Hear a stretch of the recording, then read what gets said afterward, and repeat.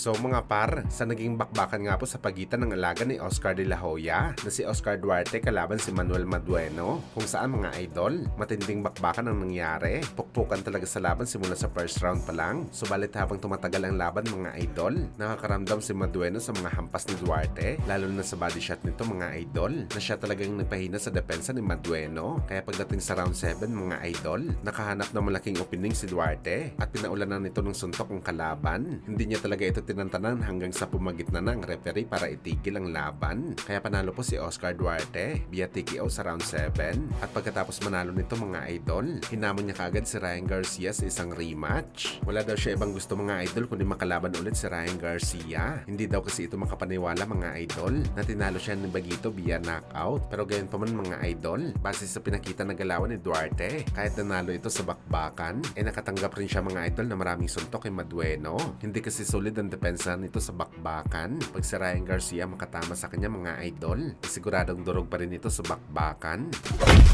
Samantala 2 linggo na lang nga po mangyayari na ang laban ni Gervonta Tank Davis kalaban sila Montrose sa March 1 nagaganapin sa Las Vegas, kung saan mga idol, habang papalapit ang bakbakan nila, lalong umiinit si Tank Davis kay Montrose at sunod-sunod ang kanyang banat sa WBA champion sa 130 pounds. Ano yung mga idol, ipapakita niya daw sa lahat na isang scam daw itong sila Montrose na klaseng fighter, nag-aastang magaling daw na kampiyon pero hindi naman, kaya talagang i-expose niya ito mga idol sa bakbakan nila. Piprituhin niya daw muna ito mga idol sa ibabaw ng lona bago niya ito patulugin sa bakbakan, kagaya na lang sa ginawa nito sa laban niya kay Frank Martin. At sagot nga ng mga boxing fans dito mga idol kay Tank Davis, alam daw pala ni Tank Davis na isang pulpul na klaseng fighter itong sila Montrose. Bakit niya pa ito pinatulan na marami naman daw magagaling na kalaban sa kanyang dibisyon? Sa 130 pounder pa daw ito lumaban. Nagpapahiwatig lang daw ito mga idol na inaamin ni Tank Davis na ang laban nito kay Montrose ay isa lamang ito sa kanyang mga cherry picking para sa isiwin na bakbakan.